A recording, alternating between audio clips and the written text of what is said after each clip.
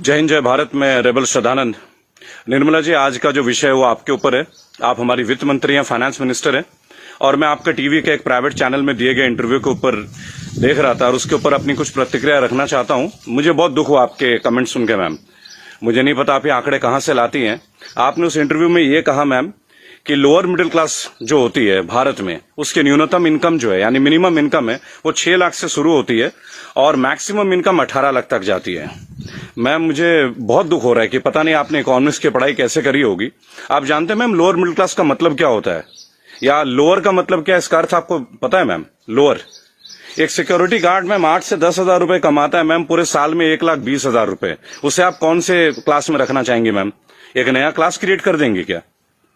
6 लाख रुपए मैम, जानते हैं 6 लाख रुपए क्या होता है मैम? 6 लाख में अगर लोअर मिडिल क्लास फैमिली को मिलने लगे ना मैम, वो उसमें से 4 लाख रुपए साल के सेव कर लेंगे।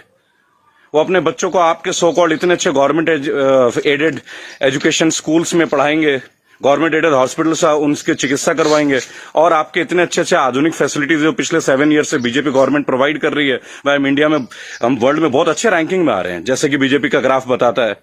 वास्तविकता क्या है वो तो हम लोग जानते हैं मैम। मैंने भी वोट किया मैम, बीजेपी को वोट किया, लगातार 2 बार वोट किया। लेकिन मैं आप जैसे नेताओं की जब सुनता हूं ना मैम स्पीचेस, और आप लोगों के आंकड़े, आपके जो डेटा बैंक, आप ये डेटा बैंक कहां से लाती है मैम, ये सोच के मैं बहुत सरप्राइज रहता हूं मैम। आपने बोला 6 लाख न्यूनतम है, 18 लाख मैक्सिमम है मैम। 18 लाख समझते हैं आप मैम? 18 लाख क्या होता है मैम? 18 लाख तो मैम एक अच्छे खासे एमबीए का पैकेज नहीं है एनम में मैम, पर एनम का, वो भी टॉप इंस्टीट्यूट में पढ़ के। आपके सो कॉल्ड कॉलेजेस से जो बच्चे निकलते हैं एमबीए बीटेक, आप जानते हैं इनकी पैकेज कहां से स्टार्ट होती है मैम? तो इसका मतलब ये सब लोअर मिडिल क्लास में आते होंगे आपके हिसाब से। So called good MBA, so called good BTechs and MTechs, ये तो लोअर मिडिल क्लास से आते होंगे मैम। हायर वाले कौन होते होंगे ma'am? Highly rich people, highly rich industrialist. Upper middle class तो फिर आसमान में रहने और जमीन पर रहेंगे ही नहीं। अपने आंकड़े ठीक कीजिए मैम, देश एक मुश्किल दौर से गुजर रहा है। आप किस तरह की स्टेटमेंट दे रहे हैं? आपने उस दिन बोला मैं मुद्रा लोन में हमने इतने इतने लोगों को दिया, हमने उद्योग वालों को दिया, हमने बुनकरों को दिया। मैम, आपने किसको क्या दिया? पेपरों में दिया है क्या मैम? आपको मैं चैलेंज करता हूं Nirmala Sitharaman ji, I am officially challenging you ma'am. 100 youth लेके मैं आपके पास आने को तैयार हूं, जो ग्रेजुएट्स हैं, पोस्ट ग्रेजुएट्स। आप मुझे ये बताएं कौन से ब्रांच से आप उनको ये लोन देंगे मैम? मैं आपके पास ले आता हूं मैम, और मैं नतमस्तक हो जाऊंगा, क्योंकि जब आप 100 को देंगे, अगला 1 लाख यूथ मेरे साथ तैयार होगा मैम। केवल टीवी में आके ऐसे इंटरव्यूज मत दीजिए मैम। आप लोग अपने घरों में बैठ के थाली पीट रही हैं और आके अपने ये वक्तव्य सुना रहे हैं। अरे आप लोगों को अंदर आइए मैम, लोगों के बीच आइए। आपको तो अभी तक लोअर मिडिल क्लास फैमिली का डेफिनेशन नहीं मालूम है। और मैम, एक सवाल है मेरा आपसे और मोदी गवर्नेंस से। आप मुझे ये बताएं मैम कि राजनीति एक सेवा है या नौकरी है? मेरे स्पीचेस बेसिकली मैम कभी होते नहीं है, मैं लिख के कभी नहीं लाता मैम। जो मेरी खुद की फीलिंग्स है, मैंने अपने नाम में रेबल शब्द इसलिए, क्योंकि जो गलत है मैं तो बोलूंगा ma'am. I have the right to express my views. आप मुझे ये बताएं मैम, पॉलिटिक्स, राजनीति, इज इट ये सेवा है मैम या नौकरी है? अगर सेवा है तो मैम आप लोग तनख्वाह मत लीजिए मैम, और पेंशन मत लीजिए। इतनी हाई सैलरी है आप लोगों की, इतनी फैसिलिटीज है मैम, टेलीफोन कॉल्स की फैसिलिटी, एसी की फैसिलिटी, बिजली की फैसिलिटी, ड्राइवर की फैसिलिटी, हाई क्लास ट्रेन की फैसिलिटी, फ्लाइट्स की फैसिलिटी, पेट्रोल की फैसिलिटी। मत लीजिए मैम। आप आइए, लोअर मिडिल क्लास फैमिली की तरह लाइफ को स्पेंड कीजिए अगर आप सेवा करना चाहती है मैम। और अगर ये नौकरी है मैम, पॉलिटिक्स, अगर राजनीति आप लोगों के लिए नौकरी है मैम, तो इसका कोई एजुकेशनल मापदंड होगा ना मैम, कोई एजुकेशन क्राइटेरिया तो होगा। मोदी जी, मैं आपसे क्वेश्चन पूछना चाहता हूं कि ऐसा कौन सा डिग्री ले लिया मैं निर्मला सीतारमण जी ने, जो आप एक पहले इनको आप डिफेंस मिनिस्टर बनाते हैं, चंद महीनों के बाद आप इन्हें मिनिस्ट्री ऑफ फाइनेंस दे देते हैं। अरे डिफेंस तो हमारी शक्ति परीक्षण की बात है। It is about our valor. It is about our strength. It is how much mentally fit we are, how much physically tough we are. How can you give a position, both the position to a same person? Are they eligible for the same post, ma'am? Sir, क्या ये दोनों same post के लिए eligible होते हैं क्या? मुझे लगा था कि आपने कहा था अच्छे दिन आएंगे तो ठीक है, आप क्राइटेरिया को बदलेंगे। सर, आपने तो क्राइटेरिया नहीं बदला।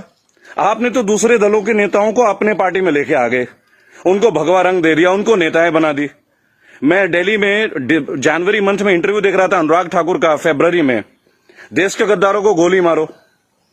बड़ी अजीब बात है, हाईली एजुकेटेड है, क्रिकेटर हैं वो, शायद बीसीसीआई के हैं, और तो और अमित शाह के पुत्र जो वो सेक्रेटरी बन जाते हैं।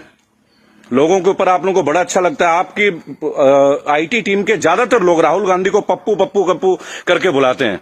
देखिए, मैंने एक बात सीखा है, अगर आपको हंसना है ना तो सबके साथ हंसे। If you want to laugh, laugh with others. Don't try to laugh at others. It doesn't show your good politics, it shows the political vendetta. अभी प्रियंका गांधी जी ने बसों का इंतजाम किया तो बहुत सारा हवा मच गया कि भाई ये गाड़ियां टेम्पो हैं, वो हैं, फलाना है, ढेका है। अरे सर, आप 2000 बसें लगा दीजिए ना। चलो उन्होंने ऑटो दे दिए, टेम्पो दे दिए, पर उनको कुछ फीलिंग तो रहा, वो दे तो रहे हैं। आप लगा दीजिए 2000 के बदले 4000 बसें। किसने रोक रखा है आपको? उन्होंने तो ये तक कह दिया कि भाई हमारे बसों में आप बीजेपी का झंडा भी लगवा लें। गलत कर दिया क्या सर? उसमें भी आप लोग शोर मचाना लग जा रहे हैं। ऐसा लगता है जैसे you are always ready to fight instead of getting it worked. अच्छा देखिए, मैंने नितिन गडकरी का भाषण सुना टीवी में, ये लास्ट वीक की बात है सर। उन्होंने कहा स्वदेशी अपनाओ। चलिए सर, अपना लेते हैं, पर मुझे ये बताएं, मेक इन इंडिया और मेड बाय इंडिया, इन दोनों का डिफरेंस आपके मिनिस्ट्री का कोई एक मिनिस्टर मुझे दे सकता है क्या? मेक इन इंडिया है क्या सर?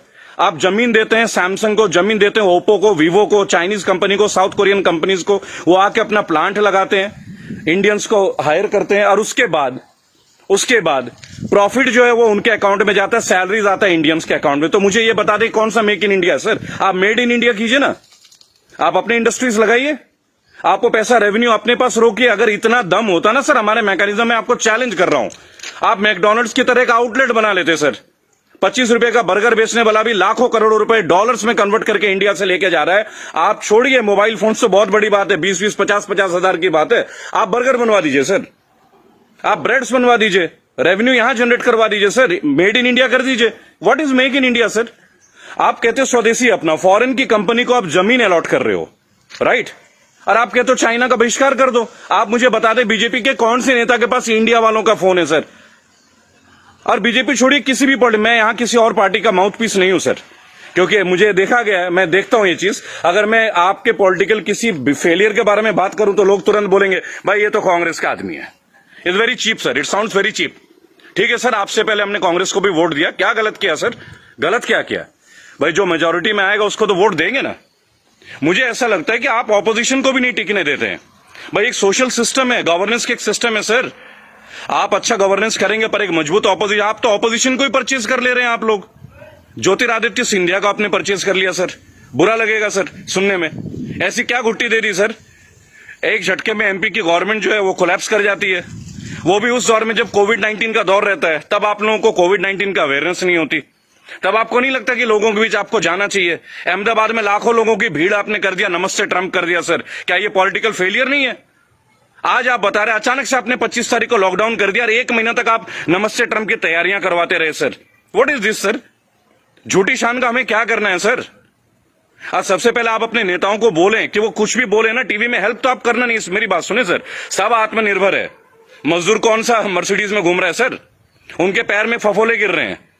मैंने देखा निर्मला जी ने एक स्टेटमेंट दी, एक लेडीज बेचारी सूटकेस में, उसका बच्चा सूटकेस में बैठा हुआ घसीट के ले जा रही है, तो वो जवाब देती है कि राहुल गांधी को वहां नहीं बैठना चाहिए, राहुल गांधी को वहां जाना चाहिए। अरे राहुल गांधी को जो करना चाहिए वो छोड़िए, आपको क्या करना चाहिए? गवर्नेंस आपकी है, सेंट्रल में आप हैं, पिछले 7 साल से आप लोग हैं सर। हमेशा क्या स्टेट को ही फेल करते रहोगे क्या, या हमेशा ऑपोजिशन को गालियां देते रहेंगे आप लोग? सर मोदी जी चाय वाला पीएम बन सकता है, सुना था, देख भी लिया सर, बराबर। बाकी चाय वालों का क्या सर? बाकी लोगों का क्या सर? प्रवासी मजदूर छोड़िए, प्रवासी क्या होता है सर? सब भारतीय मजदूरी तो है।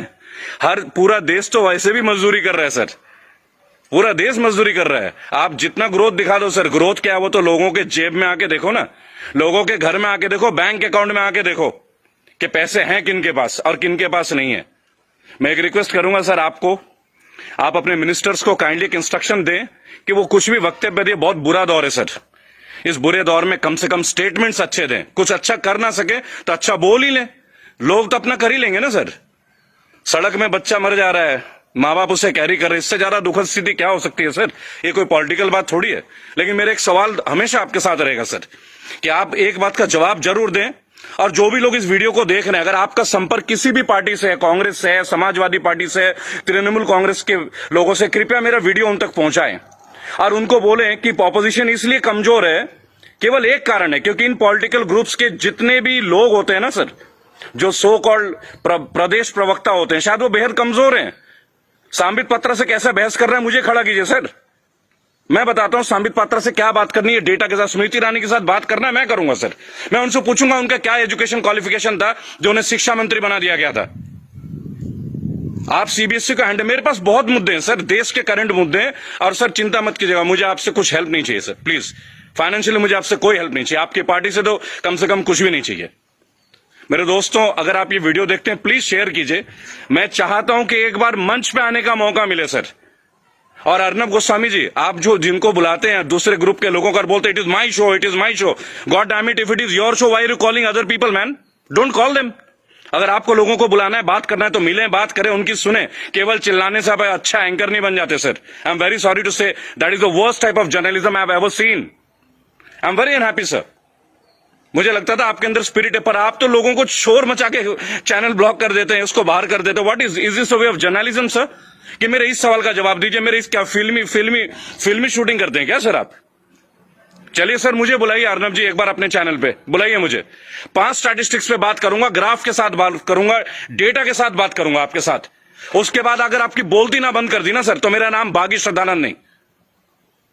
मैं बीजेपी के अगेंस्ट नहीं सर, मैं बीजेपी गवर्नेंस के अगेंस्ट हूं। मुझे नहीं लगता भगवा पहनने से ही मैं हिंदुत्व का पहचान करा जाएगा। मेरे अंदर बहुत हिंदुत्व है। कमाल की बात देखिए, मेरी आखिरी लाइन है, गौर से सुनिएगा सर। श्रद्धानंद पति मेरा नाम है, जाति से मैं ब्राह्मण हूं, पढ़ा हूं क्रिश्चियन स्कूल से, Saint Mary's English high school. और गर्व से कहता हूं सर, फादर हुआ करते हैं वहां पे, फादर गॉलबर्ट फर्टैडो, अब नहीं रहे सर, हमारे फॉर्मर प्रिंसिपल। क्या कमाल की शिक्षा दी है सर। इतने आईआईटीएन से निकलते हैं सर, कभी आप लोगों की जरूरत नहीं पड़ी सर।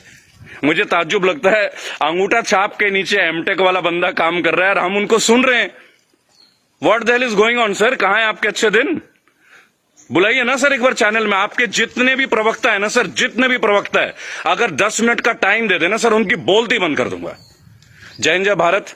मैं जानता हूं बहुत सारे लोग मेरे बातों से शायद नाराज हो, पर नाराज होना आपका काम है सर, मेरा नहीं।